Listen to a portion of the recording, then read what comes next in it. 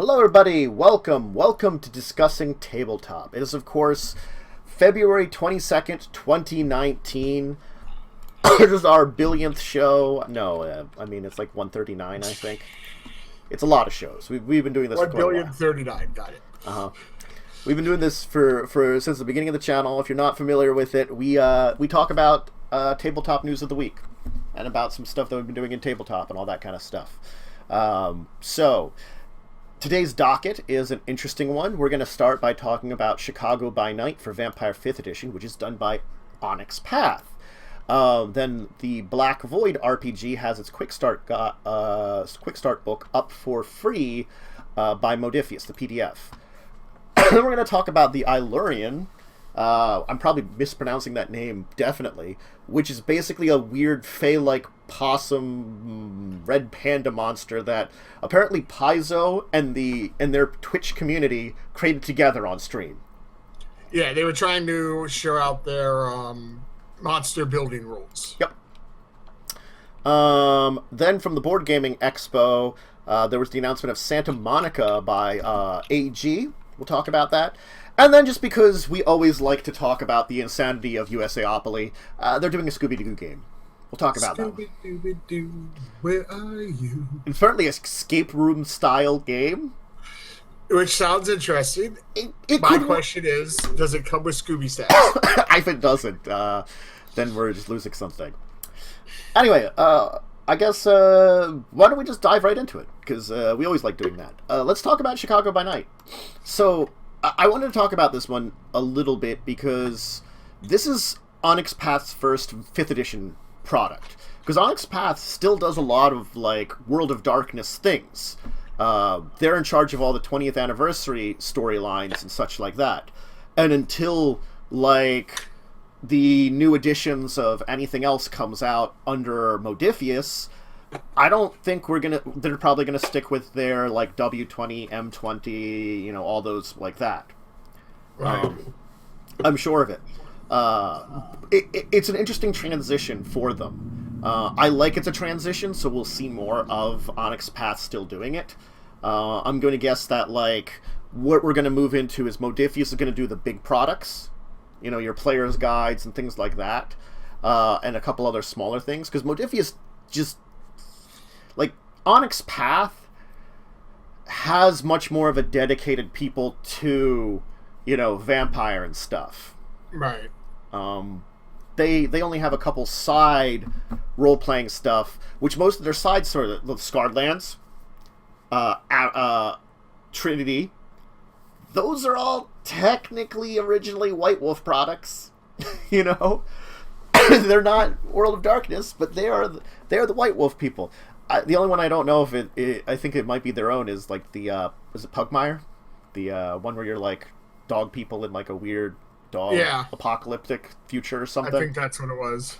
Yeah, but anyway, it's an interesting one. Chicago by Night. It's great to hear about Chicago. I think they've done some stuff on Chicago in previously in World of Darkness. I mean, I definitely used Chicago briefly before. It's interesting to see how they're going to expand the 5th edition lore, because 5th edition, I think I've mentioned it a few times, has some interesting changes in the way that they did some of the lore. And, like, Onyx Path was kind of developing the vampire lore under their V20 line pretty well. There's a whole lot of information that you know, is added to it. That's thanks to Onyx Path. So I'm just interested, like, because it's now two sources of this lore, if we're gonna get some trouble. Right.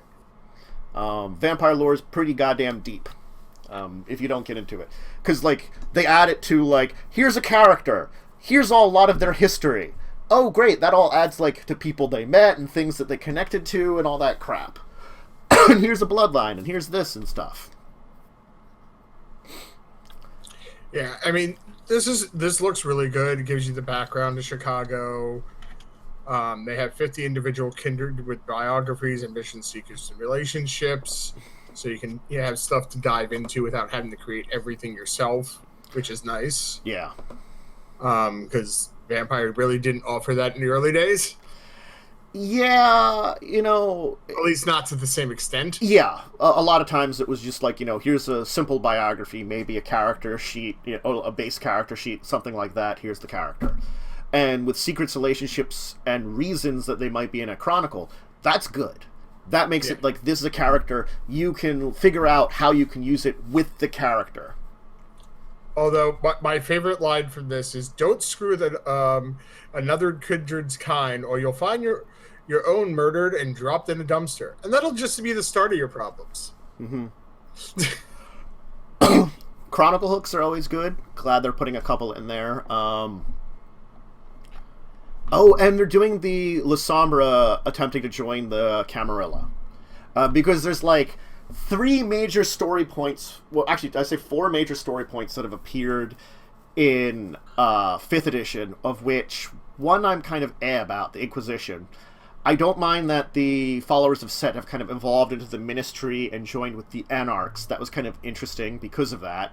The idea that shit went wrong with the Giovanni in like a war, so the remnants of the Giovanni, the Cappadocians who spawned them, and a couple other their satellite clans all got together to form a new bloodline. Cool on them. That's an interesting storyline. And this entire idea of the Lasombra switching over to the Camarilla because of the changes of things. Like, 3 of these big story points are very interesting. I'm liking that they're exploring it here. Yeah. You know, again, the Inquisition stuff, I think they could have done that a lot better. The way that I've read it, it just sounds too much. But, nobody expects the Inquisition. I know. It's like the 2nd Inquisition, I think they called it, or 3rd. I can't remember. I forget a lot of stuff. Well, you know, there's not that much history in Vampire. Mm-hmm. Lore sheets for characters new or already based in Chicago. Ways of integrating their characters to the book stories. That's kind of cool. Illustrations, always good. You know, that's one of those things. Is like, I feel like some of these characters, I should put pictures into my Vampire Legacies of Kain chat, just so people can know who these people look like, because I talked about them, and I just, like, some of them just, I haven't showed the pictures of, and I really should. Right. It's an interesting book. Definitely.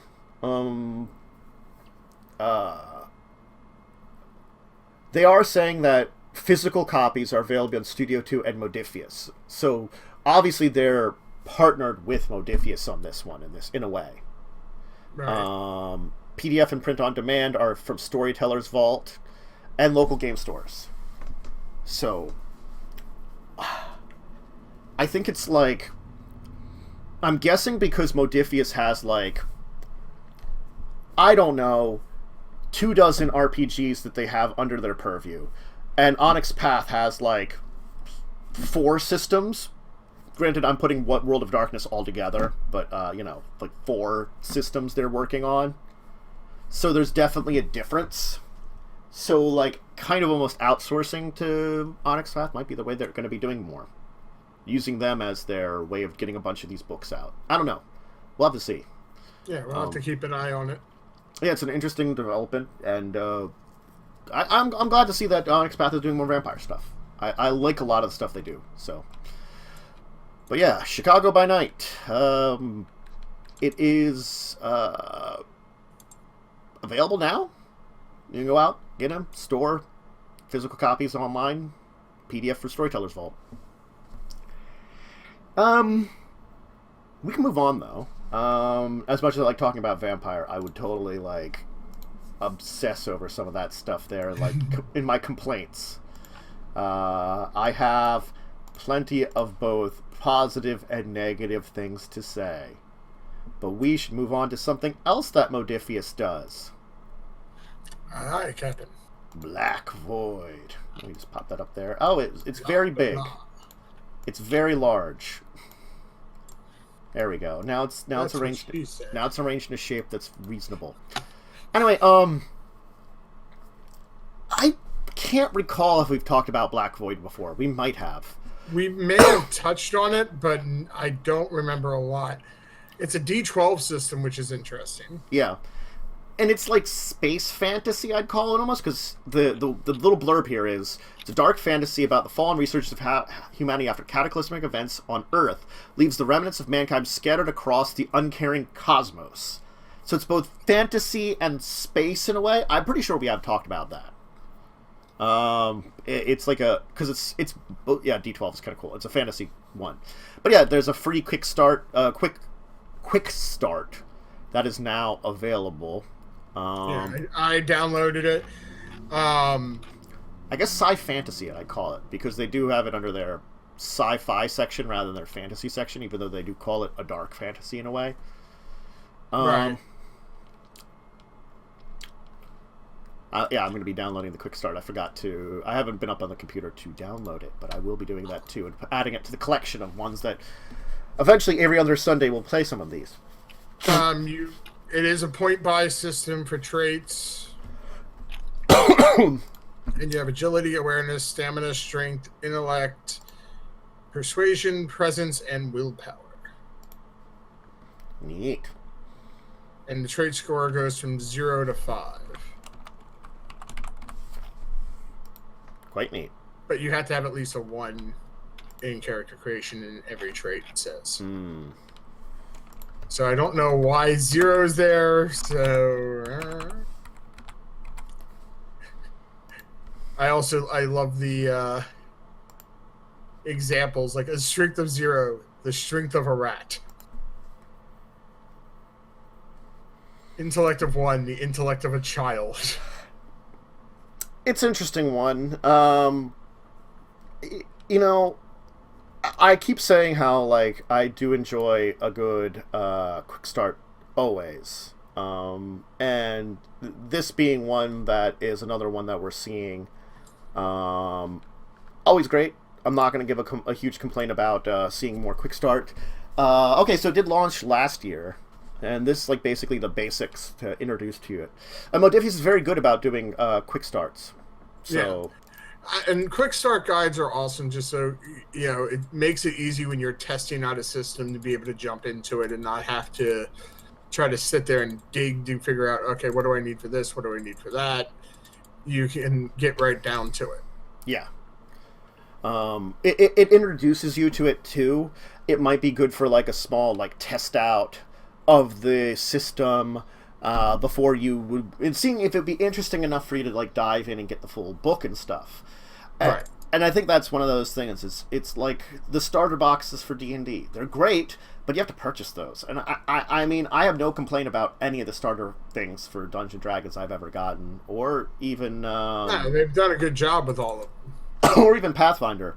They're good, but you're investing in something in order to test it, you know. And yeah. I think it's that idea of like between the investment test and like a test where it's a free sample, you know. It's a free sample at the store.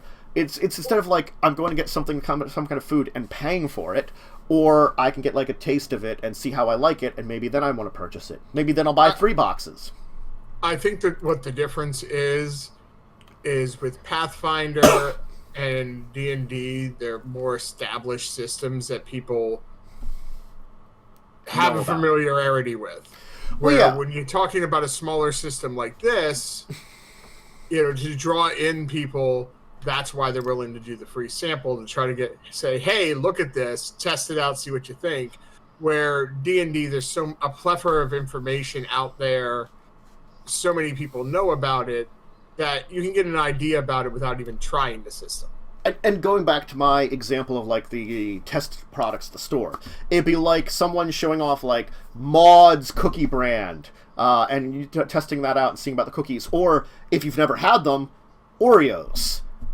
They could have a test thing for Oreos, but people have heard of those. You know, like, oh, right. I could try those. You know, it's a name brand kind of thing. It's out there. It's ubiquitous. And yeah, I can see D&D and Pathfinder being quite like that. And again, like also Pathfinder has a lot of roots in its way of doing things from Wizards and D&D. So right.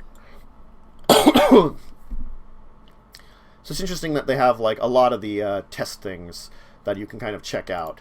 in the Quickstart. I'll have to dive into it once. I think it's coming now. There it is. Yeah, it's and the artwork is really interesting. It's unique, but really well done. Yeah, no. Glad to see another Quickstart. Again, it's that entire thing of I'm always glad to see the guides that they put out. The leveling system in this, though, I would akin to, oh God, what was it? The one where I had the vampire with the fangs I was going to have shoot out. Besom, because you don't really level up. You can purchase powers and stuff as you see fit. So, just because you're a fighter doesn't mean you might not be able to cast something. Yeah. So I think that's kind of interesting because then, every character is really unique depending on how you build it. Yes. Definitely, it's an interesting way of going about things, and is different. More open. It's more open. Yeah, more style open. Gaming. That's definitely cool. And there's other systems that are a lot more open like that, but yes, Besom is a very good example of the open. That was the first one that popped out of my mind. Oh yeah, no, well it is a good example of that system style of system that's kind of that open-ended stuff. No, yeah, let me just open it here so I've got it open too. That's the containing folder. That's not what I was looking for. Thanks, computer. Yeah, it's definitely got, and I'm interested to see where the science fiction and where the fantasy meets. If you're actually testing it out, because it's the entire idea that you're in the science fiction because you're in the cosmos, you're across different worlds, but it's also saying this apocalyptic thing happened on Babylon. And that's thousands of years before us, where something would have caused this. So, is it where there's magic, where there's how are you getting into maybe a little bit of the sci-fi beyond just being in strange planets and stuff across the cosmos, and the idea of that there's humans and demi-humans and things like that. I mean, the idea that you can have things like wings, claws, and horns and stuff, and have stat things from them. Right. I feel it leans deeper on the fantasy side of things, but it's got from what I'm seeing, especially with weaponry and stuff. Yeah. It's all more medieval style weaponry, swords, bows. It's fantasy, fantasy in a sci-fi setting in a way. I think basically it's almost maybe there was technology in the past, but that has gone away because of the cataclysm, and now people are spread out, but the worlds are still more. And I feel there's also strange powers and stuff now too for the more fantasy, so that maybe people with powers can travel between places. Yeah. So I mean, it definitely has some. It puts itself in a very interesting place, setting-wise. They take it a very, very interesting direction. So, but the Black Boy Kickstart, or not Quickstart. I said Kickstart. Quickstart is out now. If you want to download it for free, just go on over to Modiphius and just put it through their ordering system, and you can get it for a low price of $0. Yes.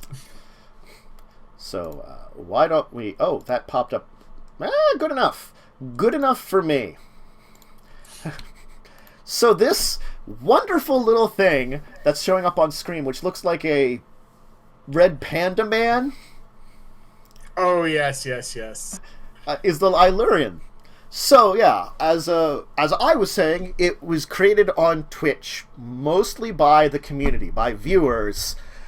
while Paizo was running a Twitch stream. And then, Joe, you were saying? They did it to show off the monster building rules in the DM's guide. Yeah, the game mastery guy that they're putting out. So GM's guy, well, again, yeah. Well, it's cool that they're doing that and putting together a brand new monster, and then someone got a piece of art. It was in the book. It was just like a picture of a random creature that was in the book, and they decided to make a monster based on it. Okay. Yeah, no, it's an interesting creature 5. So silver sense. It basically craves silver. Miners hate them because they go into silver mines and just steal stuff, and they also seem to have a hatred towards were creatures, and they tend to make silvered weapons to fight them. Yeah, it's unsure why they hate were creatures, but they're to use their silver sense to make silver weapons and stuff to fight them. Small groups in Hills and Mountains, they're Fae, raid mines. I mean, it's like an interesting thing that, like, a lot of times when you hear about community-built things, you don't think it will end up anything good. I mean, this one, I think, is very situational. You'd have to have a storyline. Well, again, it's like using flumps. Flumps, unless you're, like, specifically going out of your way to use a flump, no one uses a flump. They're technically, I think they're good. They're good aligned. Good aligned. Yeah, so it's like, why the hell are you using a flump otherwise? Unless you're trying to just add it there for flavor, like, oh, you see a flump go by. Or like maybe in low-level games where it's like they're in a place where you might disturb them, and there might be like but you're building it into a story for a reason. You're like putting together this scenario based on flumps.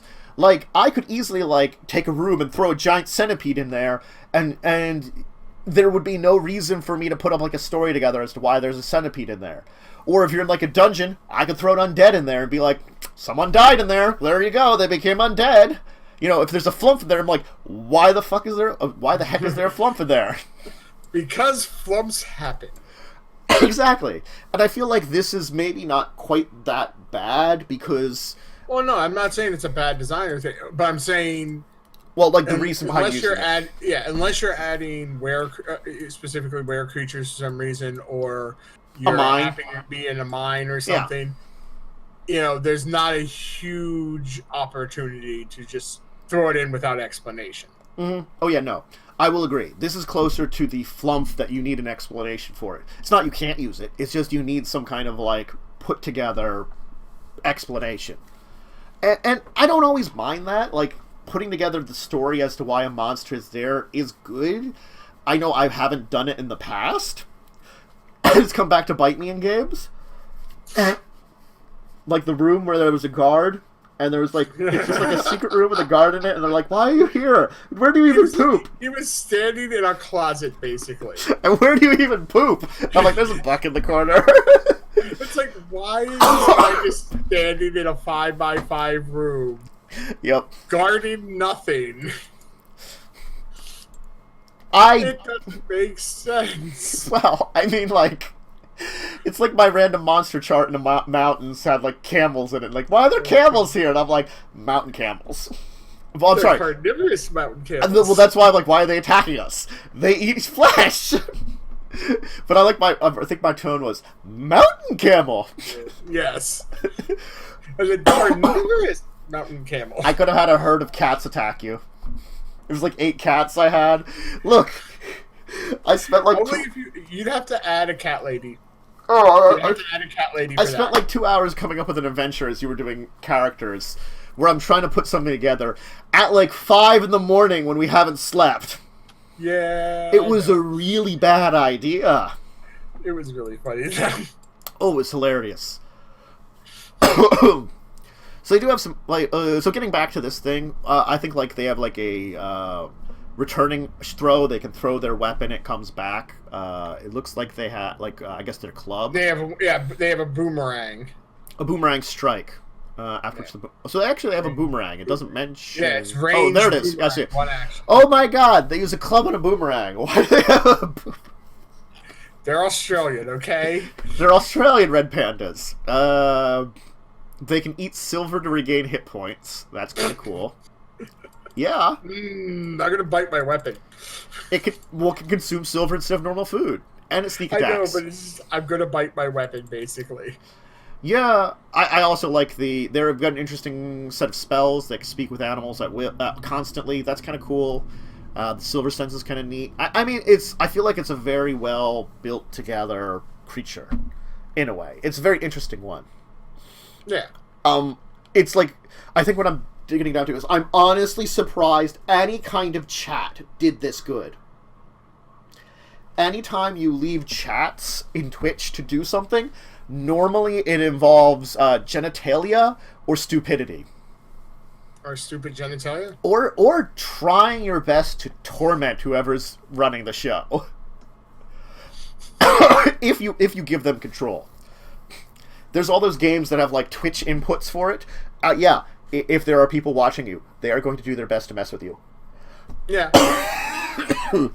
That's their job. It's like, what can we do to screw with your vision?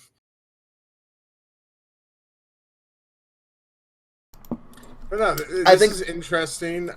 I think the thing was silly enough looking that no matter what they did, it would fit well with it.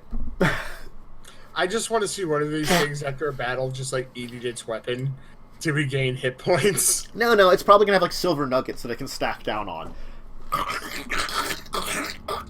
What's that? Silver? Got any coins? God.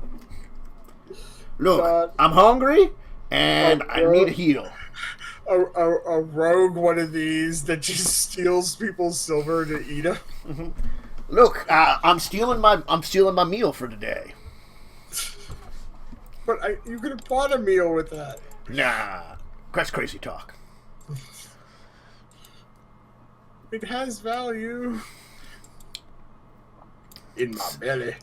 I guess it would be like silver mines or mines that might have silver in them too, that you'd find like it in. So like I could see a bunch of adventures like a dwarven silver mine, and maybe you deal with some of these or something, or like it could be mine. That miners see them as pests, or like an old abandoned mine, or you could be hired to clear out the local mine of these things because they keep trying to take over it and take all the silver. Or like a forest area where there's like a lycanthrope problem, and you meet with them to help them out. There's a lot of ways to use them, but again, it's like you're building a story around using them too. So, it's like you said, it's not a bad thing. It's just you just have to put effort into using this creature. Yeah, there's definitely like the list of creatures that are very easy to use, and the list of creatures that are like a little bit more of a challenge. It is on the challenge level, I'd say. Definitely. Yeah. As I pull out the bestiary and be like, can I turn to something that would be difficult to use? Just like, for Switch, golems are usually easy, genies are easy. Might be just like flumps and crap like that. Do they have I don't know if they put them in more in here anyway. I don't have... Well, it's like they changed a bunch of stuff in because this is Pathfinder. They changed a bunch of it. Like a lot of the things, they still use the names, but they kind of gave them their own names. Like this is their common name, but they're also like the Sanguine I can't remember what they're called now. They're called something else, but it's like they commonly go by the name Sanguine, which they use that name because other people called them that. Right. They're like, But I mean, looking at monsters in general, like from D&D and stuff too, you could say a beholder. Mm-hmm. You're not just going to, even a higher level party, you're not just going to have a beholder just hanging out somewhere random. No, normally it would have some kind of lair because it's the type of monster that has a lair. Yeah, so it's like, you're normally going to do, that's going to normally be a plot hook or it's part of a storyline. Or it could be like part of a giant dungeon might have an area that's dedicated to being its lair that you don't know about it until you find it, But that's like building like... You're still planning something with it. Well, yeah, that's you're like... just throwing it into a game. That's like the Dungeon of the Mad Mage, which we do have to go... we have to do at some point in time. One of the levels has like groups of like cultists on it. specifically, you're adding in, like, there's a cult there. I could do that with the same monster, like there's a beholder hanging out there, or something, right. Which I'm building into that area to have it. But it's sort of like, I necessarily have to, like, alter more of the terrain. Again, it's like throwing a skeleton in a room. People usually just are like, oh, probably someone died here and became undead, or someone left it here as a guardian. People right. People self-explain that about, like, or rather than a random, like, why the hell is there a beholder here? What's going on? Yeah. There's certain monsters that it's just like they're iconic, but you don't see them a lot. Mm-hmm. So it was fun that they were showing off some of their stuff for the Game Master's Guide, because that's one of the books for 2nd edition I don't have, and I like the original edition Pathfinder Game Master's Guide. There was a lot of good stuff in it, so I'd be interested to see how they've added things in the new book too. It gives me curiosity. But why don't we continue our adventures, because we do have a couple of board games to talk about. Let's see how much I have to adjust this. Again, not at all. Cool. Fits perfectly. So, Santa Monica. It's about Santa Monica. It's a game by the person that did Cat Lady. I've heard of that game. I've never played it. You're in Santa Monica. You're developing a beachfront community in the sunny Southern California. You're attracting tourists, providing things of interest, building a boardwalk, the ocean front, trying to keep the locals happy at the same time.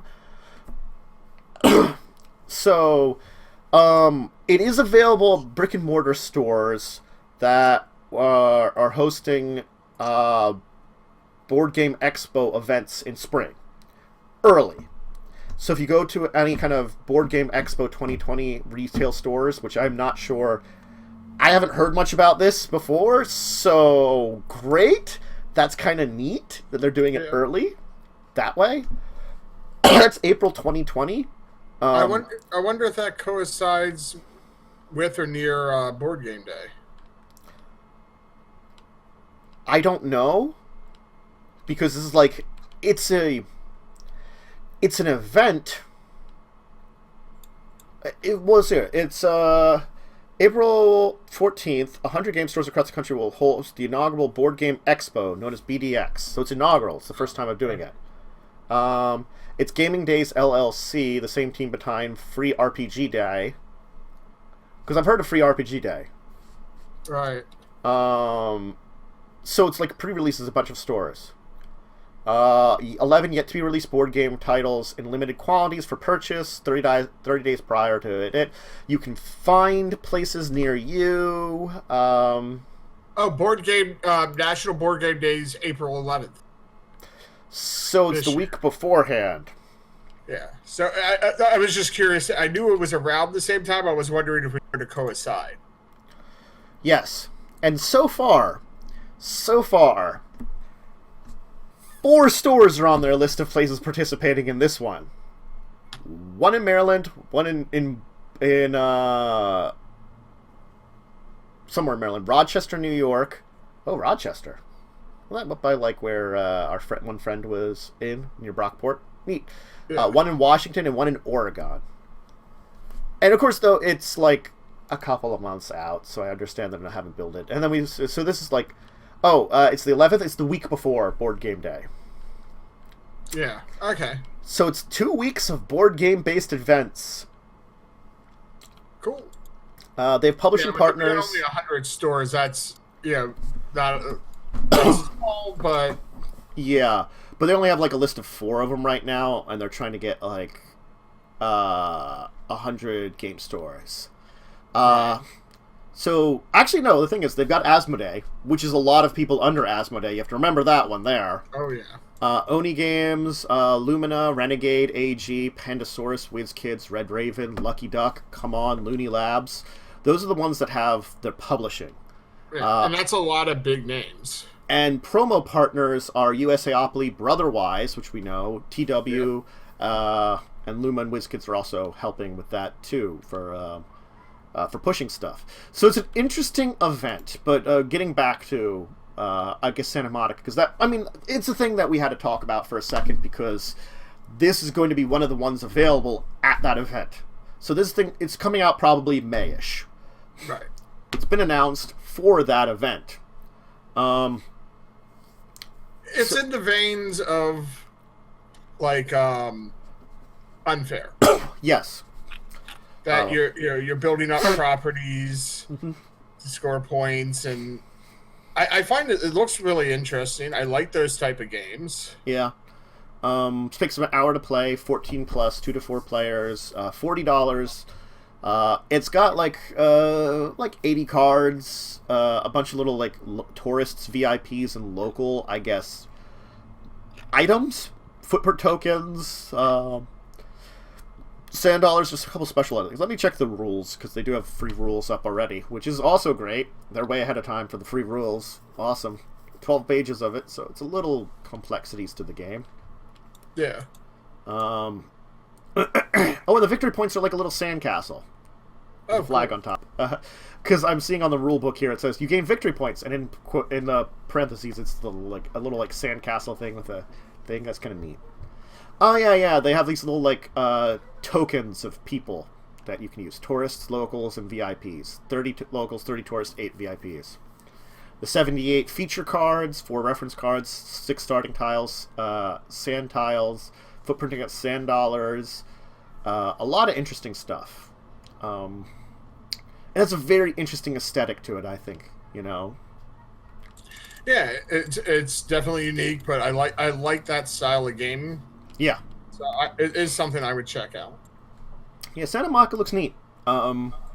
It did look neat when I, and the little blurb before, like now I'm giving you the little bit more of the deep dive into some of these things here than my, discoveries. And it's very interesting with the Board Game Expo kind of connection to it. So, yeah. I was wondering what the Board Game Expo was, because I saw that when I was looking into this, and I was like, I just thought it was an event, like a convention, instead of like, it's a bunch of stores doing some kind of event. Yeah, and that's cool. I wonder if in the future, since this is the first one, if they'll try to maybe coincide with Board Game Day, because I think that would make it a bigger event. Because then you already have people going in the stores for Board Game Day, and then you're having these exclusive games early. I think that would make it more successful. Yeah, no, it might.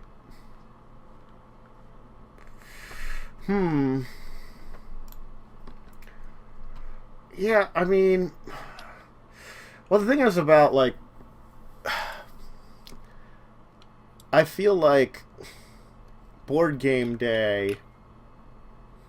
When did you find the date for it? I'm like trying to look around. I looked it up. I just googled National Board Game Day. International Tabletop Day. Oh yeah, maybe that's different.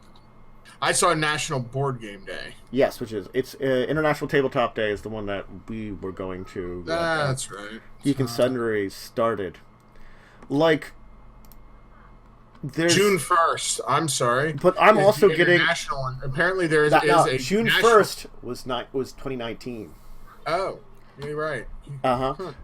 There's this one on Facebook where it looks like Altered Reality Games is saying that Saturday, April 25th, they're involved in International Tabletop Day, but the thing is, it seems very low key right now. Yeah. I'm. There's no. I found a thread on Reddit. There's no official date for this year yet. Okay, so like people are putting some stuff up. Yeah. This was 4 months ago. There is no official date. Some stores, communities will use that label to market various events, but it's not some universal moment. Yeah. It was just originally a YouTube promotion. Yeah. Yeah, so apparently there's not a set date. Now, like I said, when I looked up National Board Game Day, there was something. Yeah. Like April 24th is kind of like, or last Saturday in April. It feels like that was something that, I guess it was kind of a promotion that was an interesting one for a little bit. So maybe this is like a spiritual successor to that kind of thing, because Yeah, because if you look up National Board Game Day, it says 11th of April. Is it Board Game Day? That's like I think like one of those like weird little holidays people have come up with, though. Yeah.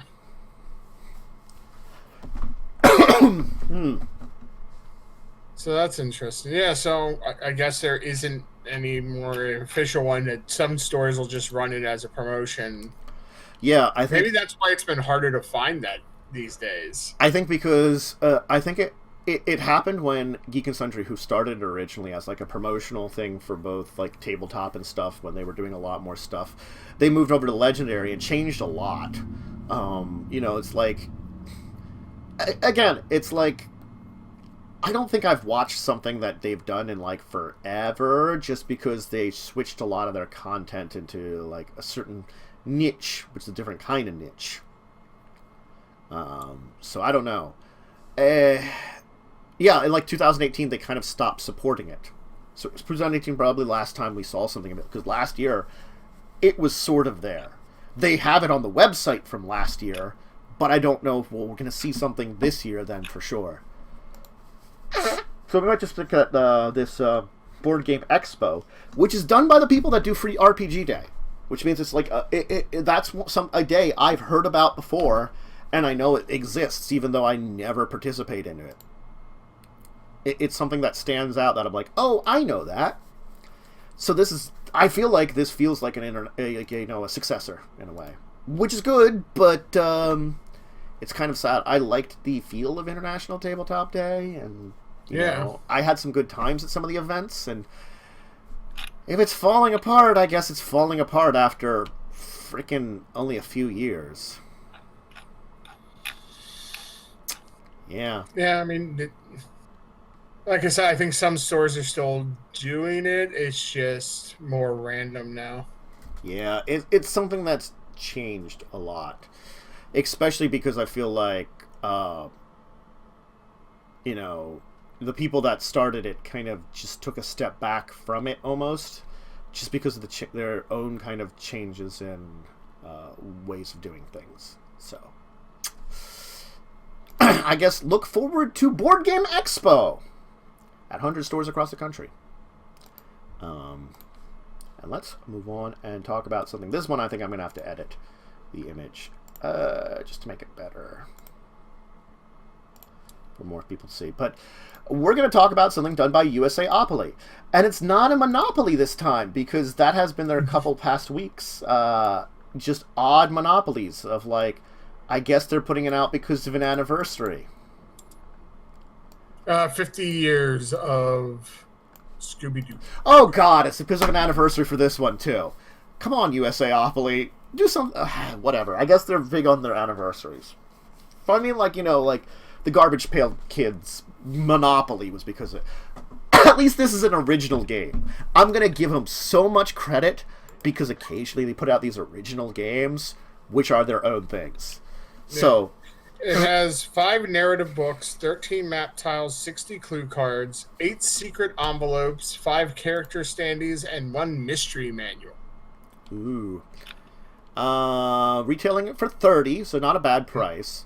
1+ players, so you can do it by yourself, and it is a 2-hour game. So it's a big game. Well, again, it's like an escape room kind of thing. It's Escape the Haunted Mansion. You're Scooby-Doo and the gang. You're solving a mystery. You work together to decode over 50 clues, find your way to the Haunted Mansion, a cooperative coded chronicle game, and an officially licensed escape room board game. Now, the big thing I'm going to say about this one, it is an escape room game. I don't know if there's replayability. Right. That's always the tough thing about escape rooms. Especially, it says 5 narrative books, so does that mean there's 5 different ways to play it? That might be the thing. And for an escape room game where I'm spending like $30, if I'm spending $6 on an escape room game, that's not bad, because that's about the price of going to an actual escape room, if not more. Sometimes, depending on your escape room. Some of them are cheaper, some of them are more expensive. It's also quality too. Like, I've seen a $6, like a $6 to $10 ones. I've seen ones that are like towards $20. Yeah, the one I went to was think it was like 25. Yeah, it's a more expensive one. The cheaper ones are usually like in places where they're going to get a lot of business and stuff. I think like Ocean City has one that's on the cheaper side. Yeah, or they're mobile ones because they do mobile escape rooms, and those are normally cheaper. Yeah, but like the place, I think weren't you? I went with you to the one that we went to. I thought so. Yeah. That one was, I think, was like 25 or something. You get an hour to escape, but it's a place that they change it every couple of months. So what rooms they redo the rooms and everything. Mm-hmm. So, and they're pretty in depth. So it's understandable. So for the price of going to one of those, you get possibly 5 different ones here. I don't know, because it says, I'm reading through this more, but I'm talking, players will share 5 narrative booklets to be read as everyone works together and fills the missions. So maybe rather than 5 different stories, it's up to 5 players? But it's weird, because it says players 1+. It doesn't say a max, so it's kind of... Well, again, maybe there is a max because, 5 characters. Right, true. But so it might be just a one-time through. Yeah, but also, then if you're doing with, like, maybe people could combine to control a player, too, if you have extra people. I don't know. I'm just, like... this is supposed interesting because it also could be 1. Mm-hmm. So it's like, are you controlling all 5 characters then? Yeah. Well, apparently, it's part of their Coded Chronicles games, this is the only one so far. Yeah, but apparently it's going to be It's going to be more licensed / story driven escape rooms, which, I mean, it might be worth the experience. But this is like definitely one of the ones, just like a little bit of the rule book or something to see it, or like a little bit more information, I feel like is needed before I would go to this one. Like, every time I've gotten an escape room game, I don't mind it when it's one that's like $10 at most. 10 to 15 is not too bad. Like 15, if I know I can get a lot of people unless it for has a lot of, or if it has replayability, because you can set it up differently, then I don't mind spending 30. Mm-hmm. But if it's a one-time through, $30 is a little like, unless it's really an amazing game. Yes. Because then it's hard to do it. Like, now granted, 50 clues is a lot of clues, so it might be hard to remember something, and like, you could play it like once in a while, but it's like that same thing of like, if I played through time stories, I could play through one of the time stories we've done before. Would I remember everything? No. Would I remember some things? Yes. I would.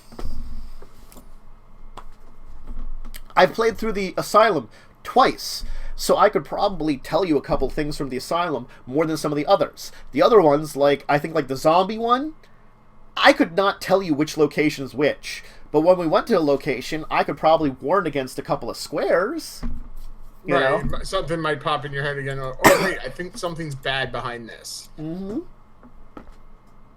Granted, like, I could probably still play through the Asylum at this point in time because it's been long enough that I probably wouldn't remember everything, but it's the same thing of, like, it's still a very one-and-done game, pretty much. Yeah, and those were, I think, like $25-$30 a pop. Oh, no, time stories were like $40-$50. Oh, damn. Yeah, time stories were expensive.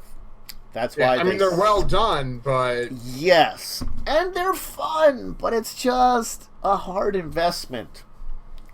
Yeah, because it's like, okay, I get to play it once, and which is cool. I spent $50 for a good time, but then what do I do with it? I dislike the legacy games. Not because I know they're not good, but because you can only play through them once. Granted, like, a legacy game usually has, like, X number of times you play through it. Like, I think, like, Pandemic Legacy, you play through it, like, a dozen times for all that, like, to build through the entire story of it. But it is a one-and-done kind of doing that.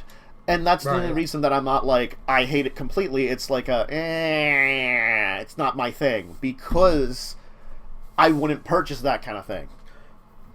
I don't like a lot of times that when you can't play through something again. Right, you're trying to get more bang for your buck. Yes. It's all about, like, your amount of time based it. And, like, board games tend not to be long. 2 hours is not much. Much time. And when we're talking about, like, a $30 for that price, I could buy a video game that will definitely last more than 2 hours. Right. Definitely. And even one that you can't play through it again just because of the way it's like a story-based thing that you're going to be utterly spoiled for. I still could probably get more than 2 hours into it. Now, granted, Right. like, if it's really, really well made, that might make a difference too. But we don't know for this one. I would have to check more. Like, you'd have to check reviews, learn more about it. This is definitely one of those ones that's in the unsure column for me. It seems really interesting. It fits well with the Scooby-Doo theme. Definitely. Scooby-Doo's escaping from a mansion, and I could see that if they're going to put together a story for something like this, great. I can see interesting, like a Scooby-Doo cartoon kind of story of it, that like gathering clues and stuff, solving a mystery and escaping a mansion. That, they found something that fits their entire escape room idea of the Coded Chronicles series. Great. So Yeah, it fits perfectly, genre-wise and everything. It's just a matter of get more information to sway me if I want to spend that money or not. Certainly. Very, very certainly. That's kind of where, we're hitting definitely in this one. So. But, yeah. So the new Scooby-Doo Escape from the Haunted Mansion is coming out in spring, so it's coming out in a little while. We'll know more when it's coming out. I might want to revisit this one just if we can learn more about it and its nature and replayability, just because there is such big questions about it right now. Maybe. But this is definitely a more interesting game that Usaopoly has put out in the last couple of weeks. It's not another Monopoly, so I'm happy about that. They've had too many monopolies. Well, they are Usaopoly. I know, and it makes sense, but still. How many versions of Monopoly do you need? Apparently, it's 27 billion. So, let's move on to our regular segments, of course. We're gonna get to that deeper discussion eventually. We do have a couple of games that we still have to test out. Unfortunately, it's just been a lot of crazy weeks over the past couple of months of stuff of, like, either when we do meet, we don't have that long, or we don't have enough players, or et cetera, et cetera. A lot of things have happened.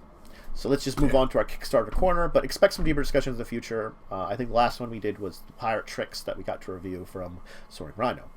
But we do have, like, 2 others that we really do want to review that they gave us copies for. People gave us copies for. So, do you have anything for Kickstarter Korner? I have an odd one. I figured, what the heck? So, I have... It's over here. I have Deck-O Dice. Deck-O Dice. So, it is a set of 24 cards that have random rolls on them for all your basic dice for gaming. D4, D6, D8, D10, D12, D20. You shuffle the deck. You say, I'm looking for the 6-sided result. Pull out the card, and it'll give you a random number. So instead of rolling, you could roll with your deck. The artwork's kind of cool on it. It looks kind of like a beholder, a D20 beholder with little polyhedron eyes coming off of it. And a pledge of... It's Canadian. So a pledge of 15 Canadian dollars, which is about $11.30 US, gets you a printed set of it.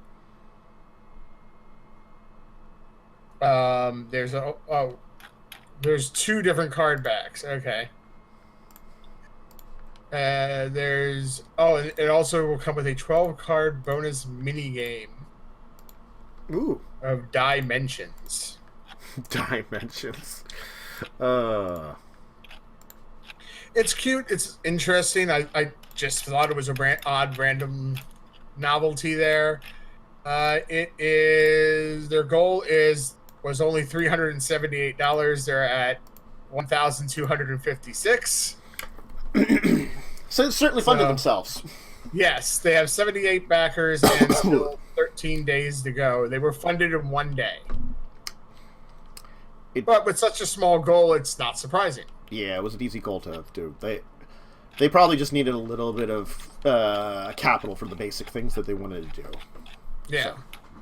So I think that's kind of interesting. They do have like custom art sets as well.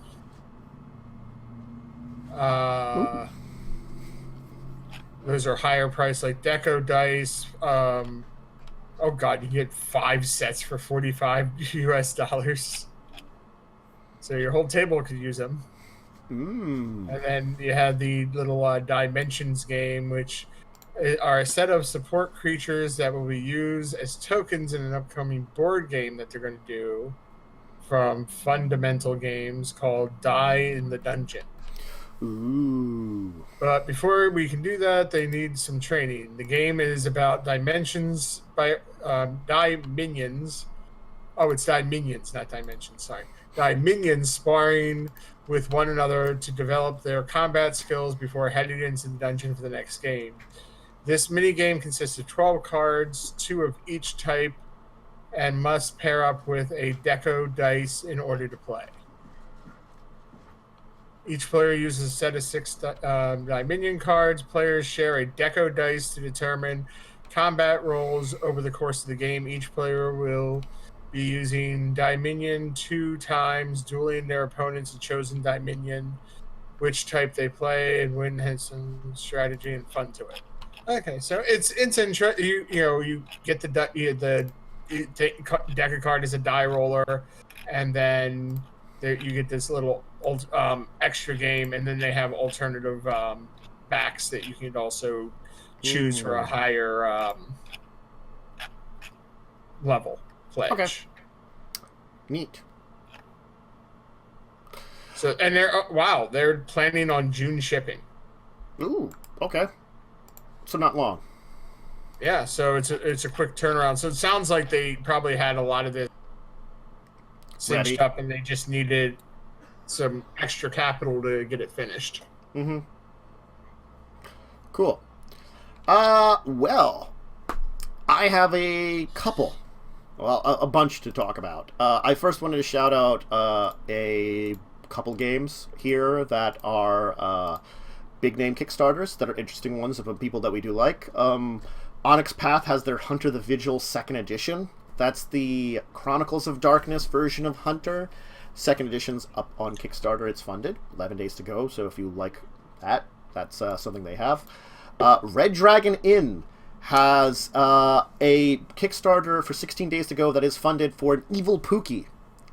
It's Red Dragon Inn Allies. It's apparently the 50th character for Red Dragon Inn that they were talking about. Oh, right. They said they were going to do one card so no one can argue which one is the actual 50th character. Mm-hmm. Well, this is the 50th character. It's Evil Pookie. Wasn't Pookie kind of evil already? Well, he worked for the wizard, and this is apparently unlike his kinder, gentler, though somewhat chaotic namesake, he's evil to the core. It's Evil Bunny and his otherworldly doppelgangers that I guess works for him, which I guess are what his cards would do. I wonder if it's the rabbit from that movie. It totally is. But so Evil Pookie is up on Kickstarter. Again, 16 days to go. It's funded. Of course it's funded. Japanime Games, who've given us a copy of a game to test out before. I wanted to shout them out. They have a game called Testament. It's a Final Fantasy-inspired co-op monster battling card game for 1 to 4 players. Originally from Japan. It's funded, 12 days to go. Go Japanime Games. They're always good people to talk. And, of course, the final shout-out I have is for Looney Labs, which we did talk to at PAX Unplugged. They have Pyramid Quartet, a series of pyramid game sets 4 standalone pyramid-based games, including their new ones that they were talking about at the convention. They're like Chromish-looking ones, funded with 24 days to go. And the Chromish ones are from Martian Chess. So they have a lot more of these like pyramid games. I've only played, I think, we played Ice Dice? Yeah. Yeah. And then I came down to 2 RPG Kickstarters, which I think were interesting to mention. One of them, let's skip that one. Let's go for the one that's really interested. They Feed on Fear. This is the one I'm going to put the link in chat for. The other ones, look up for yourself. I can, because there's quick shout-outs. But They Feed on Fear is an interesting horror RPG, because players are the monsters. Oh, cool. It's funded with 9 days to go. The entire idea is that you're a fear eater. You create your appearance, behavior, background, and mythology, and you stalk the world outlined by the game master called the Provider. Your goal is to sow discord, fear, and horror, all while avoiding the feeble attempts to end your rampage of unquenchable feast. Yep. Go evil game. Yeah, so it is like, it's a horror RPG that you're supposed to have the horror feel, but you're the monster. So that's kind of an interesting take on it, definitely. Yeah, sounds cool. A good evil game can be a lot of fun. Yeah. So, basic fronting is a contribution credit for $5 Canadian. For 10, you get the PDF and all the unlockable stretch goals. 20, you get it in print and the stretch goals. And 25, you get both and all the stretch goals. So you save $5 for getting the 25 for both of them. And they had a couple like ones that the rewards are already taken up. They apparently had a 125 one that had a limited edition signed one that people already took all of.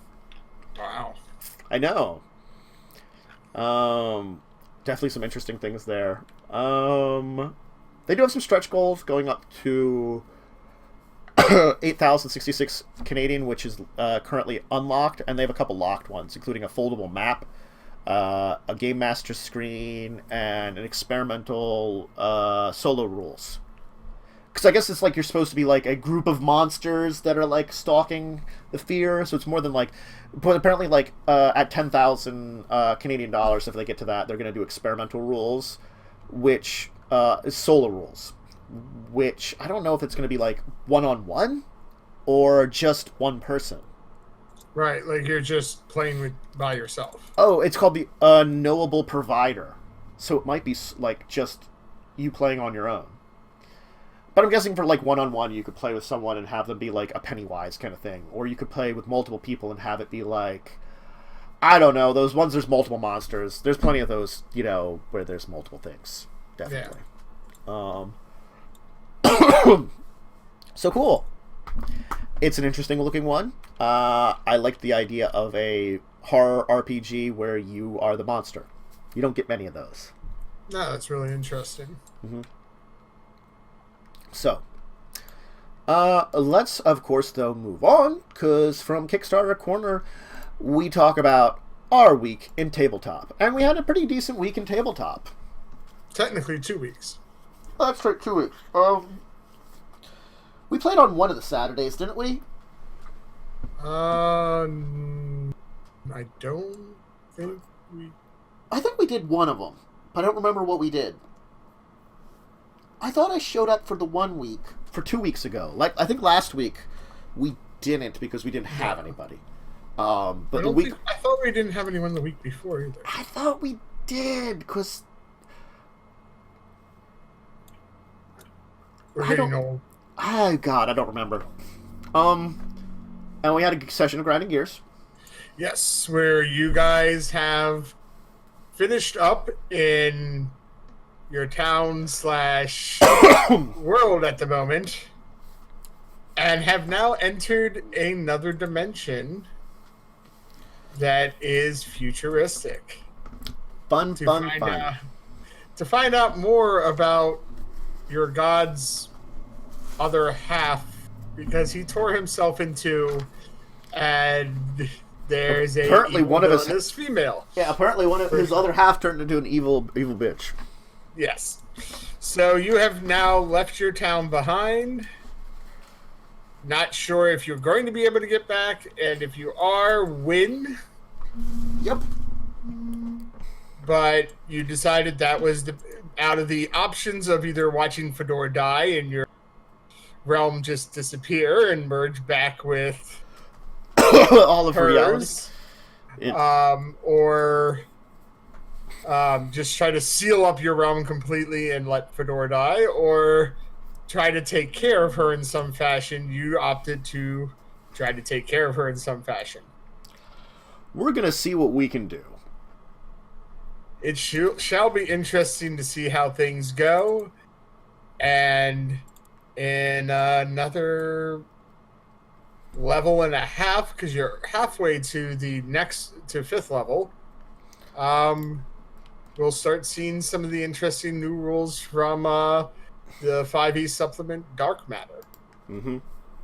Which will be a lot of fun to really get into. As for games, the 2 Tuesday games, we have had a session of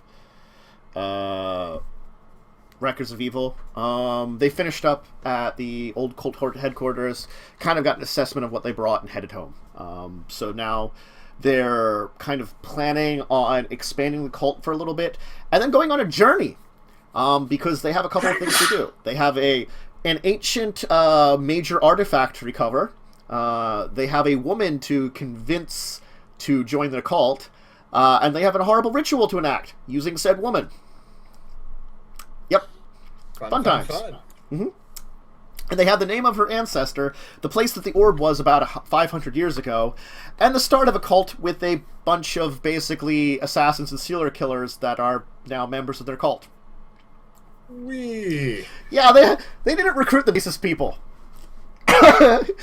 You know, I gave them the option. They're like, we'll take it? And I'm like, excellent. Enjoy. Sometimes you gotta take what's available, man. And then Legacies of Kain, we have continued where they had a luau, and they decided as a way of breaking the ice before their supernatural auction, which is filled with both enemies, friends, and frenemies, to have a luau. They also then got their fortunes told by a Ananasi, one of the were-spiders. I'm just trying to picture a vampire luau. Well, it's other supernatural creatures too, you know. I know, but a luau, you know, hosted by vampires. It was overnight. Well, I would hope so, because yes, it's late night luau. They rented out an entire hotel for this like weekend event that they're doing. You know, they went to like an upscale Sheraton. They rented the ballroom, rented all the rooms, and then basically like bribed some people to put in like supernatural friendly workers in charge of the place. Was any of the vampires voiced by Adam Sandler? No. Because that's what I'm picturing right now. I don't know where you're getting Adam Sandler from. Cartoon vampire movie, Hotel Transylvania. Oh, I forgot it was Adam Sandler that does that. Yeah, You're Hotel right. Transylvania. Except it's That's what I'm picturing. Hotel Honolulu. No, they went on vacation again. Wasn't that one of the movies? Yes, I thought they did one. They went to Atlantis. But anyway, they went to Hawaii here, and they're going to run an auction. And like then last week, we went over the items that were in the auction, and we did some prep work for it. And they were like, ooh, some of these things are very interesting. And then they learned about some of the items. They're like, ooh, some of these things are very dangerous. They're also planning at least murdering 2 people post auction, and maybe murdering a 3rd. But because there's a special, like, there's a agreement that no one will kill anybody while in hotel grounds. Right. You know, it keeps things at least safe until after the event, and then you leave, and then you're a free game for murder. Anyway, so things are going interesting there. And then we had a couple episodes of Children of Wrath. Yes. They met with a dragon. And pooped our pants. Yeah, the dragon didn't eat or murder them. Although Max tried to get it to almost, it seemed. Max is like an interesting thing because he's got a good silver tongue. He oftentimes opens his mouth at the wrong time to try to use the silver tongue. He inserts his foot into his mouth a lot. Yes, but at apropos times, which I love. I want for him to keep doing it. I love it. You guys are dreading it. I have a good time. At least he's gotten to the point where he's not trying to read everyone's mind anymore. He did that a couple of times. Didn't go well. Just gonna walk away from that one. It's like, you can read the surface thoughts. We don't care about you doing that so much. Just stop probing people. Mm-hmm. And now you've traveled to the Orvada, the next city, and things have already gone interesting there. You guys tried to finagle stuff at a bookstore, which I'm like, it's in the high-end part of... In the part of town where there's the richest merchants and the government. The richest merchants are probably merchant families that are traditionally part of the government. Hence why they live there. You know? I knew that was going to go nowhere. Yeah. I just wanted to check it out. I'm like, that's fine. And then you went to the Magnificent Hat, where they have the mummified remains of the guy who apparently was like a folk hero with a really awesome hat that he designed himself because he was a clothing designer. I also am glad that some of us managed to knock the rest of the group out of trying to get access to the damn college ahead of time when we have someone who's going to get us access. The thing is, it would have gone nowhere because they're not... let's see here. You have a barbarian, a ranger, a bard, which traditionally they don't really go to like magic colleges like this. Your bard might be able to get in. A rogue, and a artificer. One of those might have good access. The artificer maybe, but that depends on the campus. Remember, I'm a rogue warlock, but still don't traditionally go to school. Yeah, you traditionally don't have anybody that would be a magic user that would go to here to study stuff. Granted, it's not all wizards. There is people like bards do show up there. Artificers sometimes do, but I'm thinking like artificers are probably not at this campus. This campus, right. You know, it's got its own styles of magic that they study here. Well, the thing is, what I was more worried about was we'd end up pissing someone off, because we tend to do that. You're very good at that. And that's why I was against going there. Let's not ruin our chances of actually getting in the future and screwing up his dealings. Let's just wait. The thing is, like, everybody loves Kazrin, because everybody, like, just disregards him as a goblin, and he just goes along with it. So then they're just like, oh, hey, little guy. And he's like, hey, what's up? And it's like, he just goes along with it. And they're like, you know, then they like him. Yes. You know? It's like they might insult him, and he just is like, yeah, that's true. You know? So, like, Kazrin wins everybody over just by being like, I'm a goblin, what of it? And then the rest of us who try, horribly screw up. I mean, like, he has no charisma. He doesn't act like he has charisma. He just does it in such a way that, like, people are like, yeah, I don't mind you. Yeah. Mm-hmm. Where we try and fail. Max either works really well, or he opens his mouth at the wrong time. And it's one or the other. Like, when he opens his mouth at the right... been like, when I screw up, it's just been a horrible... Yeah. You know, when Max either, like, he just has to figure out his timing. You know, it's just his character likes to open his mouth and insert himself. And it's either the right timing or the wrong timing, and you never know which. Yeah. The dragon was actually not a bad timing for opening his mouth. It's just that he could have said the wrong thing very quickly, and I was like, what the hell are you going to say? Yeah. He said the right things at that point in time. Glad about that. I mean, I could have had a dragon try to eat you. Oh, and Yeah, you've got an angel traveling with you now.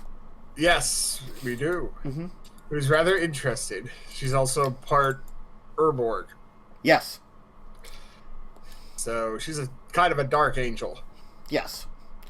Not quite a fallen angel, because she does draw her power from 2 mana sources, from white and black. But it makes it that she's not as spotless as other angels, but also then has, like...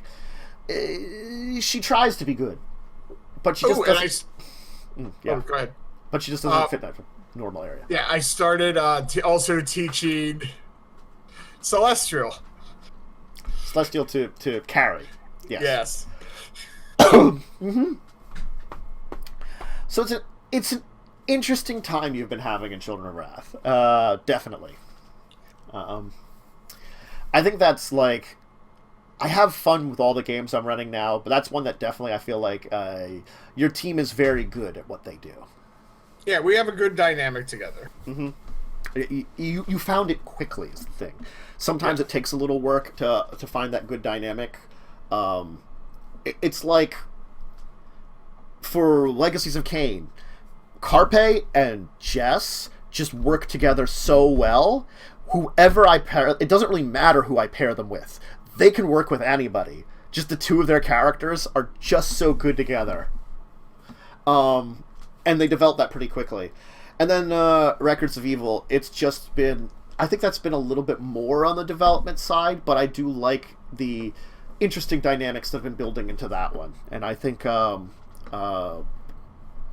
it's as much as, like, Worm has been a little unreliable for 7 Days to Die, I'm going to bust him on that. He's been incredibly reliable and great addition to both the Tuesday games. So,